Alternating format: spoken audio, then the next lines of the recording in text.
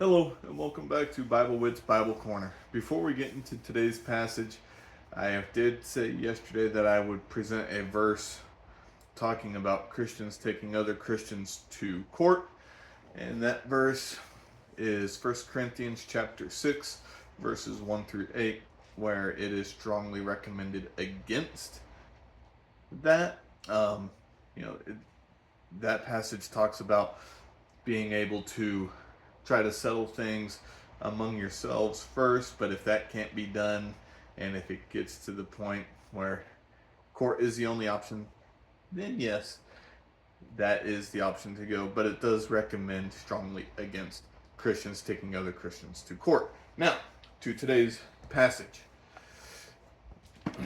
We will be reading Acts chapter 24, verses 8 through 14, starting with the English Standard Version. And before I get on this, I was slightly confused yesterday when I read the English Standard Version and the New Century. The English Standard Version does not have a verse 7, so I was kind of thrown off. I apologize about that. So 8 through 14, starting right now. By examining him yourself, you will be able to find out from him about everything of which we accuse him. The Jews also joined in the charge, affirming that all these things were so, and when the governor had nodded to him to speak, Paul replied, Knowing that for many years you have been a judge over this nation, I cheerfully make my defense. You can verify that it is not more than 12 days since I went up to worship in Jerusalem. And they did not find me disputing with anyone or stirring up a crowd, either in the temple or in the synagogues or in the city. Neither can they prove to you what they now bring up against me. But this I confess to you, that according to the way which they call a sect, I worship the God of our fathers, believing everything laid down by the law and written in the prophets. New Century Version.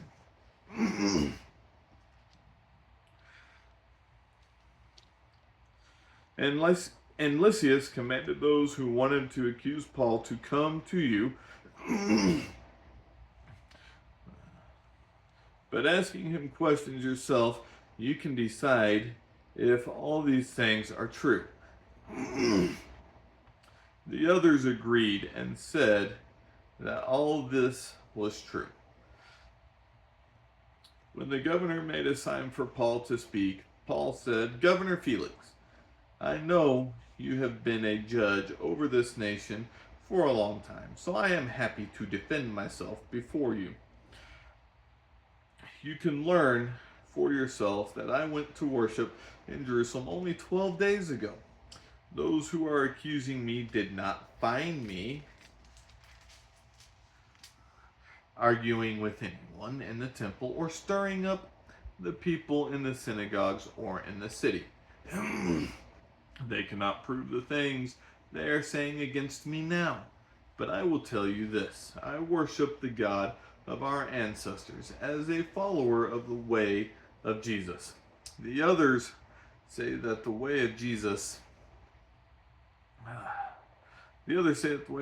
is not the right way, but I believe everything that is taught in the law of Moses and that is written in the books of the prophets.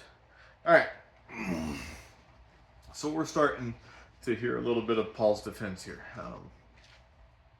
The one thing I want to point out to start with is he is showing respect to someone that has a position of authority. He is not belittling that person. He is not belittling those that are accusing him. He is not degrading anyone in any way.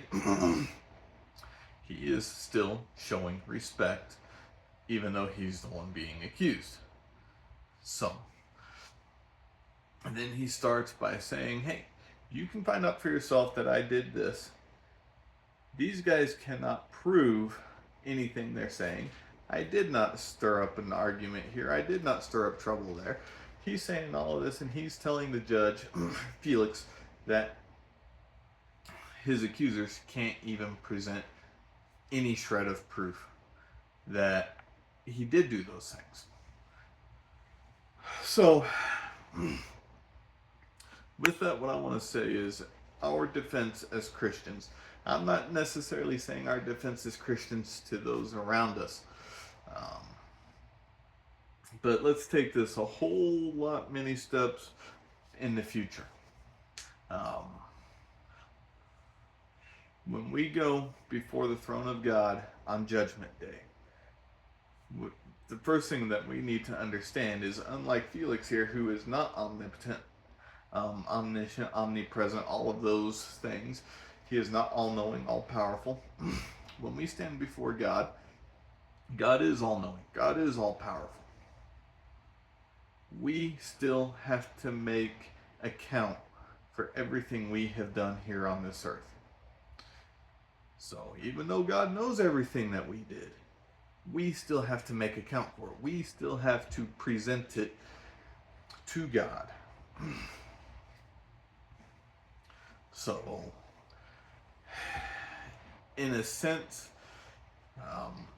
and I could be stretching on this. Please, if I am stretching, please let me know in the comments. But in a sense, the court systems today could be preparation for us to know how important it is to tell the truth, to know how important it is to show respect to a position of authority, the judge, the lawyers, this, that, and the other, to know how important it is to even show respect to those that are accusing us. These court systems today can help us get ready for the last judgment day by teaching us these small things. And even Paul's example here can teach us how to properly behave when we are being accused, when we are brought before a judge. So, I say all that to say this. Even in times where there seems to be a lot of chaos, a lot of turmoil, drama, whatever term you want to use, election seasons could be one of these examples. Sporting events for those that are in school could be another example. Just whatever example you can think of. Never show disrespect to anyone. Always be respectful. But don't be so respectful that you end up being a pushover or a person that is what some call a people pleaser, where you want to do nothing but make people happy all the time. That can be a little bit dangerous in and of itself, because in order to make everyone happy all the time, that might require that you go against God to make certain people happy. So we can't do that. The only person that we need to make happy all the time is our Father in heaven. I hope you find encouragement in this, and I hope you have a wonderful, God-centered day. Bye.